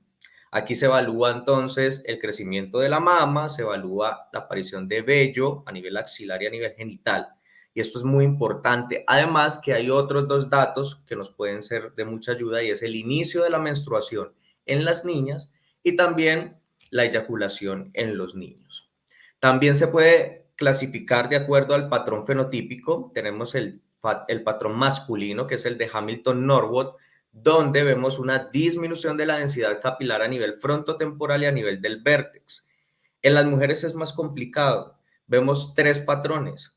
Un patrón, Hamilton-Norwood, que es exactamente igual al patrón de los hombres, pero tenemos un patrón de Ludwig, donde hay una disminución de la densidad capilar en toda la coronilla, y un patrón de Olsen, que hay una disminución de la densidad capilar en forma de triángulo o de árbol de Navidad.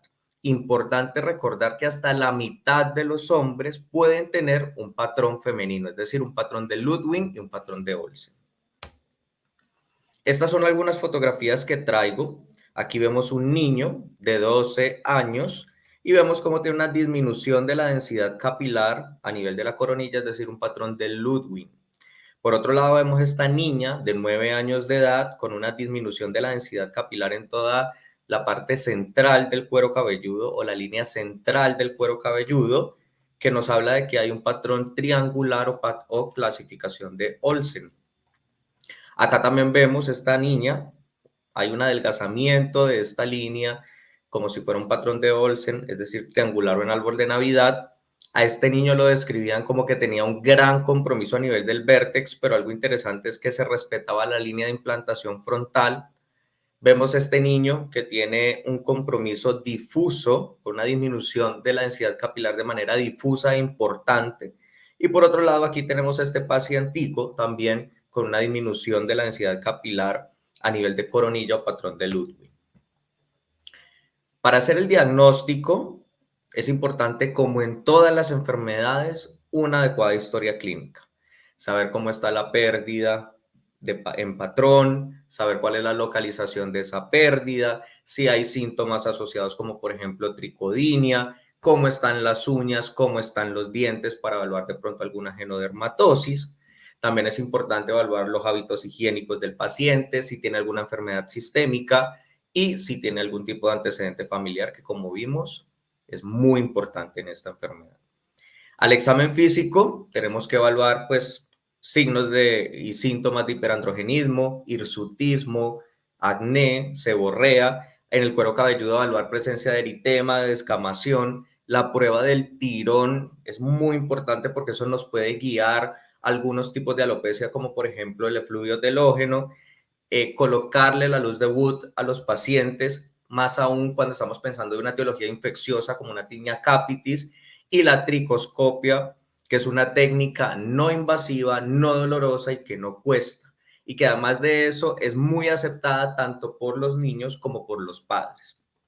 También en algunos casos tenemos que llegar a hacer exámenes de laboratorio, KOH y cultivo para hongos cuando estamos pensando que la etiología es infecciosa, perfil hormonal y biopsia de cuero cabelludo.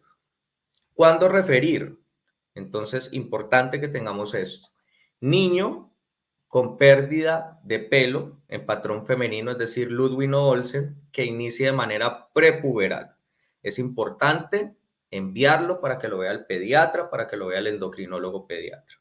O cualquier niña que tenga alopecia androgenética y que tenga signos de hiperandrogenismo como acné, hirsutismo, seborrea, importante evaluar de dónde provendrán esas hormonas, esos andrógenos, glándula suprarrenal, gónadas o probablemente un origen ectópico que es mucho menos probable o tumoral.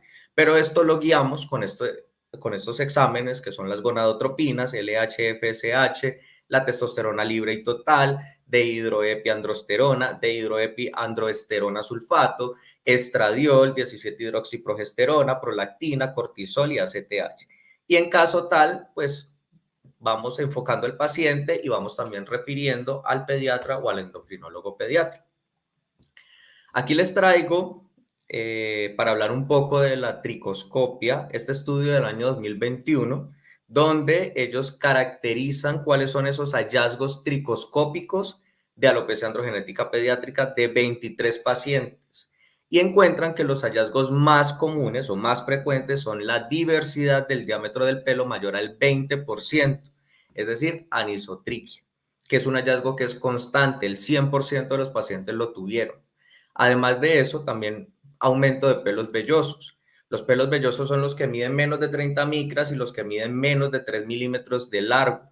Es un hallazgo importante porque se presenta casi que en más del 90%, tanto en adolescentes como en niños. Y unidades pilosebáceas de un solo pelo. Recordemos que este es un hallazgo normal cuando sea menos del 30% del campo que yo esté mirando. Se presenta en más, digamos, del 30% de los pacientes. Pero hay otros signos importantes que no podemos olvidar. Signo peripilar, puntos amarillos, cabellos ondulados o circulares, vasitos puntiformes, pigmentación en panal, vasos arboriformes y vasos en cono. Aquí tenemos un ejemplo donde lo que predomina es la anisotriquia. Vemos entonces pelos gruesos y vemos pelos delgados, aunque también vemos puntos amarillos, signo peripilar y también unidades pilosebáceas de un solo pelo. Acá el hallazgo que predomina son las unidades pilosebáceas con un solo pelo, pero también hay algunos puntos amarillos y algunos puntos, signos peripilares, perdón. Y en esta imagen lo que señalan y lo que predomina son los puntos amarillos. ¿Qué son los puntos amarillos? Es el acúmulo de sebo en la unidad pilosebácea. Y que no es algo específico de la alopecia androgenética. Incluso se reportó por primera vez en la alopecia areata y es un poco más frecuente en esta enfermedad. Pero aquí lo podemos ver. Y algo que es importante que estuve leyendo es que estos puntos amarillos pueden desaparecer con el lavado del cabello. Entonces, una recomendación podría ser decirle a los pacientes que no laven su cabello en los últimos 3 días a la consulta o al examen tricoscópico para poder encontrar estos hallazgos que pueden ser de mucha utilidad. También tenemos el signo perifolicular o también hiperpigmentación perifolicular. Recordemos que la alopecia androgenética puede ser una enfermedad inflamatoria y esto lo que indica es eso, la presencia de un infiltrado linfocítico a nivel perifolicular que da esta pigmentación. Siempre tenemos que tenerlo en cuenta y nos habla de microinflamación. Y por último tenemos este pelito ondulado que nos habla de que hay una miniaturización incompleta, se puede encontrar menos frecuente en alopecia androgenética y también lo podemos encontrar en alopecia areata incógnita. No todos los pacientes con alopecia androgenética pediátrica necesitan biopsia y estudio histopatológico, solamente cuando hay algún tipo de duda. Lo que encontramos es esto: folículos miniaturizados, mayor número de pelos vellosos, telógenos y fibrosos. Y existe una alteración en la proporción de pelos terminales versus pelos vellosos. Lo normal es que esa proporción sea de 7:1, pero en la alopecia androgenética disminuye a 3:1. Es decir, de 7 pasa a 3, disminuyen los pelos terminales. Y también podemos encontrar algún grado de inflamación periinfundibular.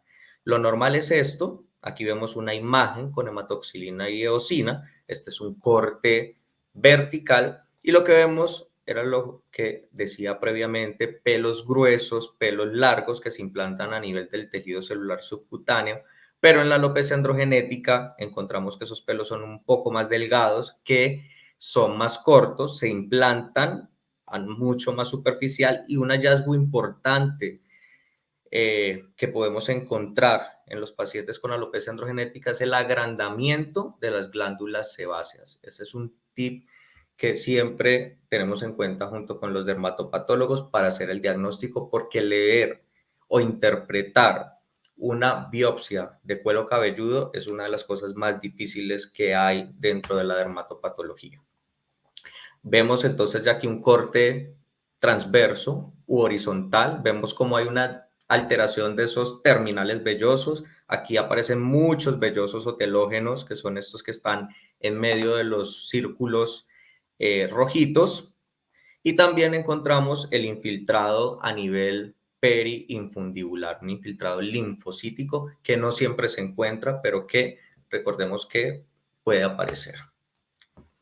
Ya para hablar del tratamiento, no existe ninguna terapia aprobada para la alopecia androgenética pediátrica. Y todos los tratamientos los hemos tratado de extrapolar, ya sea de otras alopecias en los niños, diferente a alopecia androgenética, o también de los adultos con alopecia androgenética. Entonces, siempre es muy importante discutir ese tratamiento con los padres. Minoxidil tópico, tratamiento de elección. Prolonga esa fase anágena que está acortada y convierte esos pelos finos, cortos y miniaturizados en pelos que son más gruesos, largos y pigmentados. Se utiliza minoxidil al 5% en loción o en espuma, es muy bien tolerado por los niños. Algunos efectos adversos son muy similares con los que se presentan en los adultos: cefalea, náuseas, prurito, irritación del cuero cabelludo e hipertricosis. Aquí les muestro este estudio del 2003, incluyeron muchos niños con alopecia androgenética pediátrica, 373, y vemos cómo el 95% de los pacientes tuvo una respuesta favorable al tratamiento, que el 54% tuvo una mejoría en la densidad capilar con una mayor cobertura, y el 41% logró frenar el adelgazamiento capilar, que pueda que sea uno de los objetivos más importantes en este tipo de alopecia. Y también, miren el poquito de pacientes que no tuvo respuesta. 19 pacientes de 373, es decir, el 5.1%. En cuanto al minoxidil oral, tenemos este estudio del 2021, 1.400 pacientes con alopecia androgenética con pérdida de pelo, y eran de todas las edades. El más jovencito tenía 8 años. Y ellos lo que concluyen en el estudio es que debemos de utilizar el minoxidil oral en los pacientes mayores de 12 años a una dosis igual que la que se utiliza en los adultos. Y estas son las dosis. En mujeres o en niñas mayores de 12 años, dosis inicial de 0,5 miligramos al día, se va aumentando la dosis a 0,25 miligramos al día cada 3 meses con una dosis máxima de 2,5 miligramos al día. Y en los hombres, la dosis inicial es de 2,5 miligramos día, se aumenta 1,25 miligramos al día cada 3 meses y la dosis máxima es de 5 miligramos al día. Pero entonces, ¿qué pasa con los niños que son menores de 12 años? Aquí tenemos este estudio del 2021 que no es en alopecia androgenética pediátrica, sino que es en síndrome de anágeno suelto. Aquí incluyen 8 pacientes de 2 a 10 años y ellos utilizan esta dosis media de 0,01 miligramos por kilo al día. Es decir, si mi paciente pesa 25 kilos, serían 0,25 miligramos al día, y si mi paciente pesa 40, serían 0,4 miligramos al día. Ellos concluyen que estos pacientes tuvieron una mejoría en la longitud y en la densidad del pelo. Solamente un efecto adverso, que fue hipertricosis en las piernas. Seguimos con los inhibidores de la 5-alfa reductasa tópicos. En este grupo está finasterida. Hasta ahora, desafortunadamente, no existe un estudio que yo les pueda mostrar o que yo haya encontrado con formulaciones tópicas en niños. Este es un estudio que encontré aleatorizado fase 3, 24 semanas, pero de alopecia androgenética en adultos. Y los dividen, esos 250, en 3 grupos. Primer grupo, finasterida tópico 0,25%. Segundo grupo, finasterida oral. Y tercero, placebo. Y lo que ellos encuentran es que tanto el minoxidil tópico como el finasterida oral, finasterida tópico y finasterida oral tienen una eficacia muy similar, son igualmente buenos, a costa de que el tópico, pues como es de suponerse, tiene menos efectos adversos con respecto al oral.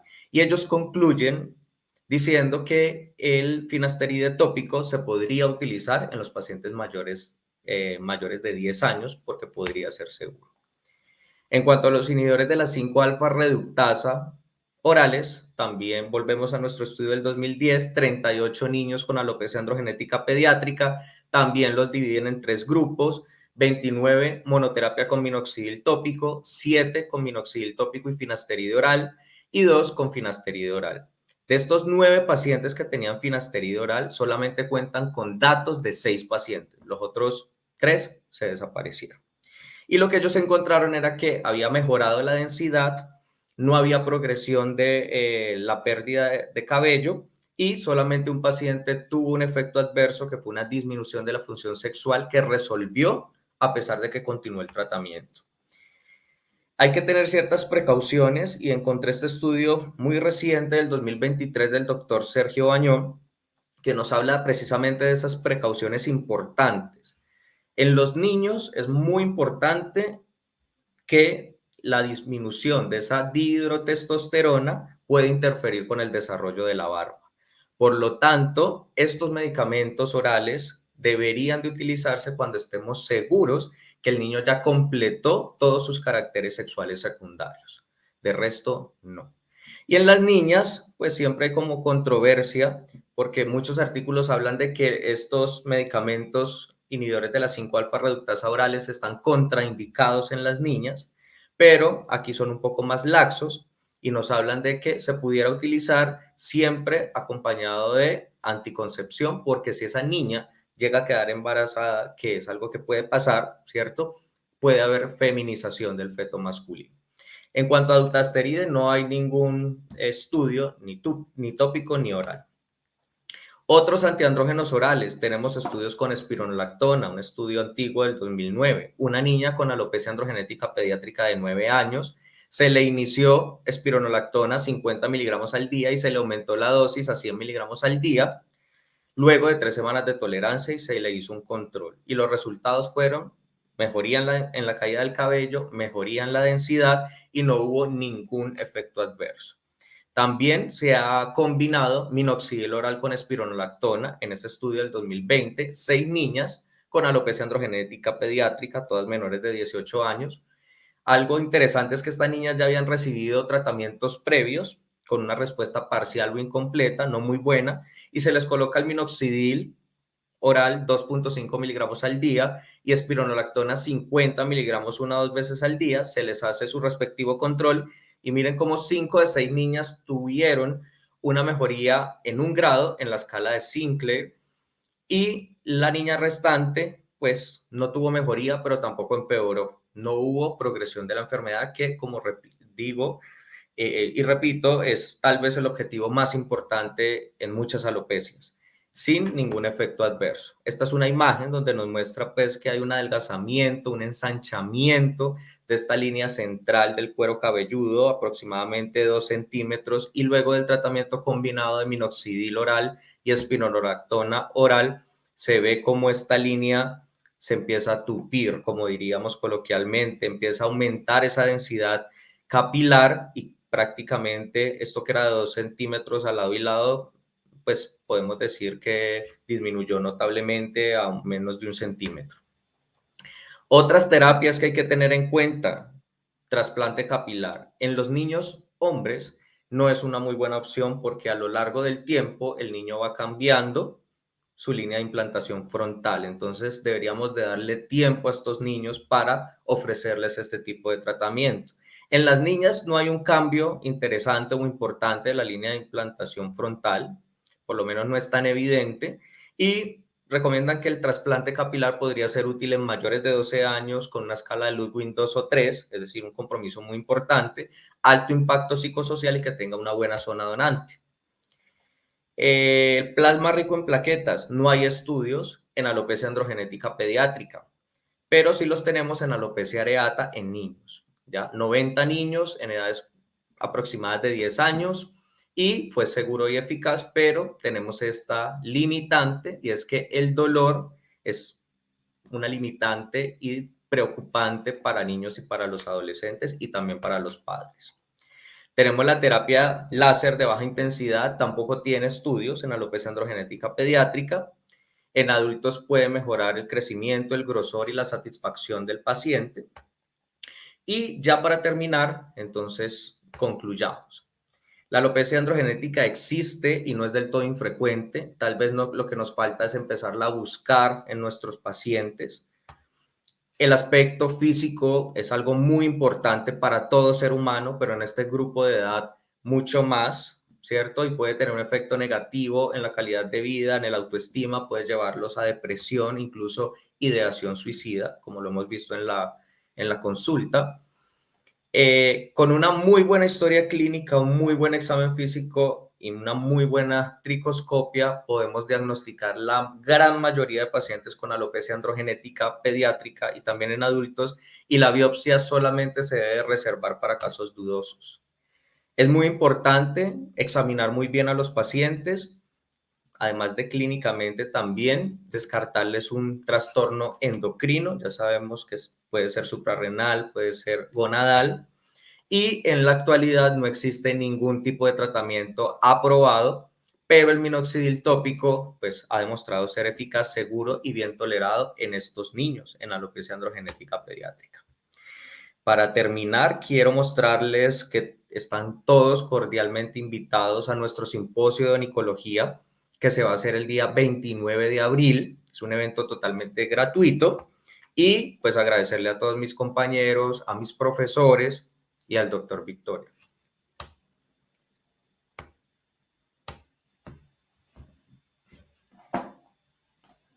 Muchas gracias.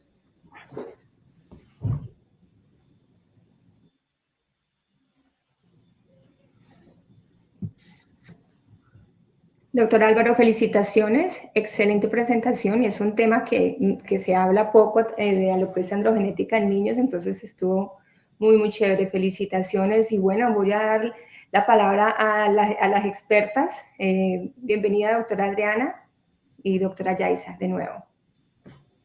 Bueno, doctora Liliana, Álvaro, muy buena tu exposición, excelente. Desde que planteamos este tema, lo hicimos pensando en eso precisamente, en que es un tema del que poco se habla y que nos llegan ya los jóvenes a consulta básicamente es por su depresión con respecto a la pérdida de cabello, más a que lo hayan notado, porque muchas veces le dicen a los padres y los padres dicen, no, estás bien, es que tú eres así, es que en la familia tenemos poquito pelo por la parte genética que es muy importante. Pero realmente la mayoría llegan ya es por la parte de la depresión. Lo que decía Álvaro, muy importante y que debemos resaltarlo siempre, ir de la mano del endocrinólogo pediatra. Cuando vemos el patrón de androgenética en los niños, lo primero, siempre, como en cualquier paciente, siempre que tenemos cambios en piel, en pelo, en uñas, ver las enfermedades sistémicas, ver la asociación sistémica. Es importante no solo los laboratorios hormonales que se nos plantean, sino también los generales, porque es que se nos vuelve un ciclo vicioso. La parte hormonal nos afecta porque tenemos unos receptores más sensibles que en el resto y nos produce la miniaturización. Pero cuando tenemos una alteración hormonal, nutricional, siempre vamos a tener un fluvium que va a acelerar ese proceso de la alopecia androgenética. Entonces, es importante ver el paciente integralmente y manejarle toda su parte nutricional, estrés psicológico, estrés académico y revisarle la parte hormonal. Esta parte importante, lo de las terapias, el 95% responden a tratamientos tópicos. Recordemos que si vamos a dar un tratamiento oral, así digamos que el minoxidil en bajas dosis, que los inhibidores de la 5-alfa reductasa en bajas dosis, vamos a tener algún efecto sistémico, son niños. Tratemos de ser lo más conservadores posible. Vamos de menos a más, como le digo yo a mis pacientes, yo les digo, porque es que todos ahora con redes, entonces todos llegan deprimidos y súper informados. Entonces llegan exigiendo tratamiento, es que doctora, deme el minoxidil oral, es que mire, no, la parte de los inhibidores de 5-alfa reductasa, son jovencitos que no han alcanzado su maduración hormonal total, no es solo que no vayan a desarrollar su barba, lo que pasa es que ahora la barba es muy importante, ahora nos consultan, antes era porque todos querían depilarse, ahora todos quieren tener barba, entonces no, es más allá del efecto en que no vayan a desarrollar su barba completamente, es todo el resto de su parte hormonal, sus testículos, sus suprarrenales, todo, todo, todo. Entonces, tratemos de ser lo más conservadores posible. Yo les diría, la parte de la espironolactona, súper bien, el minoxidil, yo le diría que hagámoslo a unas dosis muy bajitas. De hecho, aún en adultos yo lo uso sublingual para disminuir efectos colaterales, a unas dosis súper bajas de 0,25 miligramos en mujeres, 0,50 en hombres, me va excelente, no tengo efectos colaterales, disminución del efecto de la hipertricosis y hirsutismo, y adicionalmente nos saltamos la vía hepática. Entonces, yo les recomiendo siempre tengamos los menores efectos sistémicos posibles. Y esto se usa cuando la parte de la respuesta no ha sido tan buena en los jovencitos y adicionalmente tenemos la parte psicológica que nos está empujando. No, esto es fuera, no le voy a hacer propaganda a ningún laboratorio, nada, pero contamos con una herramienta muy importante que es la prueba genética de Fagron. El problema que tenemos son los costos. Entonces, si tenemos un chico de estos con su afectación psicológica que no nos está yendo como en el 95% de los pacientes bien con el tópico, tenemos la herramienta de Fagron. Entonces le hacemos su test genético y nos va a llegar la información de qué podemos hacer con el chico con mayor certidumbre. Cuando se habla tú hablaste, Álvaro, de la parte quirúrgica, pero en términos generales, no sé los que manejan la parte de trasplantes, si hay alguno que esté conectado, siempre se habla de que idealmente en mayores de 30 años, ¿sí? Porque, ¿qué pasa? Los jovencitos que desarrollan alopecias androgenéticas severas que evolucionan muy rápido no son candidatos para trasplante capilar porque no vamos a tener buena respuesta.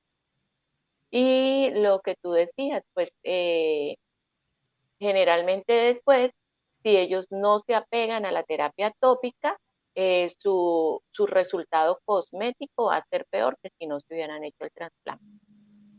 Bueno, hay miles de cosas más para decir con respecto a esto, pero quiero que escuchemos de pronto que veamos las preguntas que tienen los demás. Álvaro, excelente, excelente tu exposición, muy bien llevada. Y bueno, espero que a todos les haya gustado el tema que les trajimos.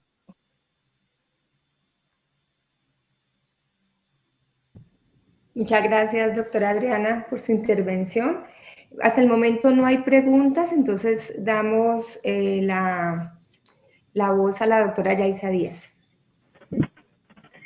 Felicitaciones, Álvaro, muy buena tu exposición, muy clara.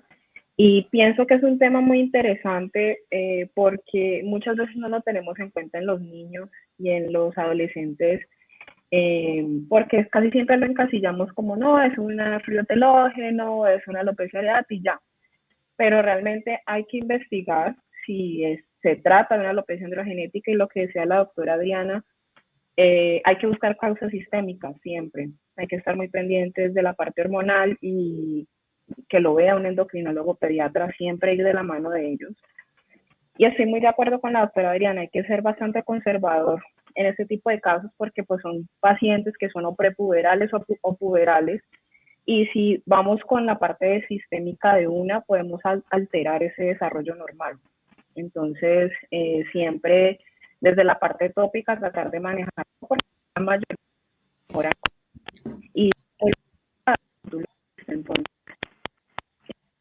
pienso que la gran mayoría pues, se podría tratar siempre que nos ayudan a concientizar que sí existe la alopecia genética en los... Doctora Yaisa, yo estoy escuchando entrecortado. ¿Alguien más está escuchando entrecortado o soy yo?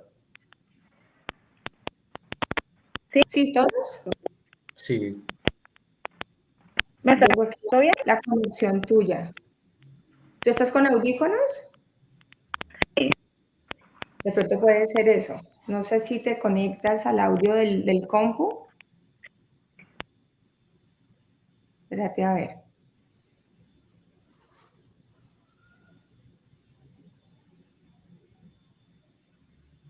¿Escuchas Ahí. mejor? Sí, súper. ¿Sí? Ahora sí, sí. Bueno. Estaba diciendo que siempre es mejor tener en cuenta, siempre es bueno tener en cuenta este tipo de patologías en los niños porque pues siempre los encasillamos en otro tipo de alopecias y no investigamos. Y nuevamente, como decía en la exposición pasada, siempre un diagnóstico temprano es lo que va a generar un cambio en el pronóstico de estos pacientes. Es decir, cogemos la alopecia androgenética apenas empezando y empezamos un tratamiento precoz, pues les va a ir mucho mejor y no nos van a llegar estos pacientes con depresión como usualmente llegan y pues todos estos mitos que tienen la familia, no, es que todos somos calvos, entonces tú también vas a ser calvo, entonces, y no le ponen cuidado y pues eso obviamente conlleva problemas mayores en el paciente.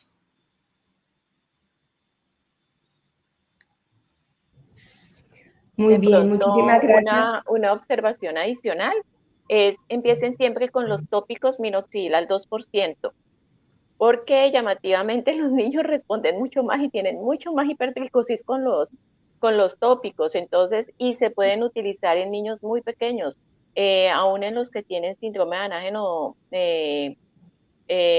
corto, Suelta. suelto, la respuesta es muy buena utilizando minoxidil al 2 y se pueden usar desde chiquiticos, después de los 2 años yo les coloco el minoxidil y les va excelente, empiecen con al 2, los que vienen en atomizador, 3 atomizadas y si hay necesidad de aumentarle las dosis se le aumenta, pero vamos también, como les digo siempre, de menos a más. Listo, esa era la única observación. Bueno, muchísimas gracias. ¿Algún otro comentario? No hay preguntas. El efecto de Semana Santa está dando duro en esta oportunidad. O quedó todo muy claro. Y no manejaré niños con minoxidil. Yo se los mando a las tricólogas expertas. No, yo me muero del miedo. Entonces, no. Entonces, bueno, yo creo que ya nos toca irnos a la Semana Santa, a rezar mucho. Muchísimas gracias a la doctora Adriana Wagner, a la doctora Yaisa Díaz por sus intervenciones, por el compromiso de acompañar a los residentes. Muchas gracias a las personas que se conectaron y nos vemos, que yo creo que les dije, en mayo, el primer sábado de mayo. Se me perdió mi chancuco, ¿dónde lo tengo? Pero bueno, el 6 de mayo, exactamente. Entonces nos vemos ese día. Muchísimas gracias por la conexión y que tengan una muy buena Semana Santa, que recen mucho. Chao. Y muchas gracias, Chao. Álvaro. Chao. Estén muy bien. Gracias a todas. Chao.